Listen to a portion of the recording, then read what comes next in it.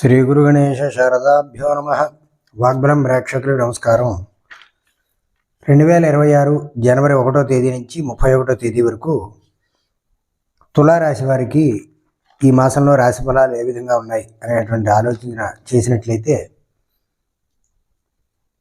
ఈ మాసంలో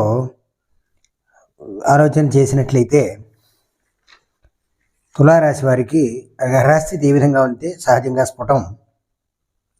మీనంలో శని, మిథునంలో గురుడు, సింహంలో కేతువు, కుంభంలో రాహువు, అలాగే రవి 14వ తేదీన 3:07 మధ్యాహ్నం మకరంలోకి ప్రవేశించడం, కుజుడు 15వ తేదీ రాత్రి అంటే తెల్లవారితే 16వ తేదీ అనగా 4:28 మకరంలో ప్రవేశం, బుధుడు 17వ తేదీ 10:24 మకరంలో ప్రవేశం, శుక్రుడు 12వ తేదీ తెల్లవారితే 13 అనగా 3:55 మకరంలో ప్రవేశిస్తాడు.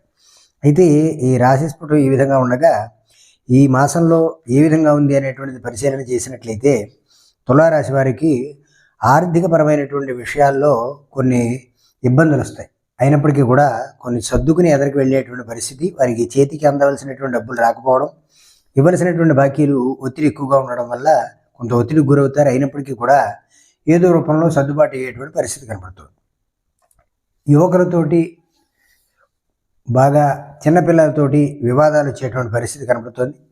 స్త్రీల వల్ల కొంత ప్రయోజనం కలుగుతుంది. వారి మాట వల్ల, వారి యొక్క సలహా ఏదైతే ఉందో దానివల్ల మీకు ప్రయోజనం కలిగేటువంటి విధంగా ఉంది.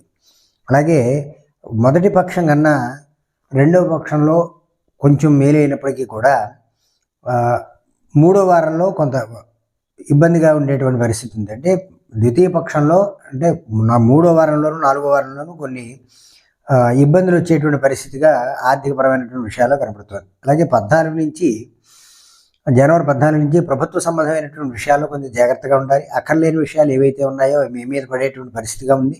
వాటికి సంజాయిషి చెప్పుకోవాల్సినటువంటి పరిస్థితి కూడా కనబడుతుంది. ప్రయాణాలు చేయడం వల్ల లాభం అనేటువంటిది ఉండదు.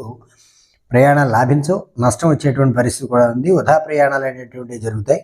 అలాగే పిల్లలు దారి తప్పేటువంటి అవకాశం కూడా ఉంది. వారిని ఒక కంట కనిపెట్టవలసినటువంటి పరిస్థితి కూడా కనబడుతోంది. మరింత అనుకూలమైనటువంటి స్థితి కోసం సూర్య నమస్కారాలు, అలాగే తూర్పు గదిలో ఎక్కువసేపు నివాసం ఉండడానికి ప్రయత్నం చేయకండి. తూర్పు భాగాన్ని ఉన్నటువంటి గదుల్లో ఎక్కువ కాలాన్ని గడిపేటువంటి ప్రయత్నం చేయకుండా ఉండడం మంచిది.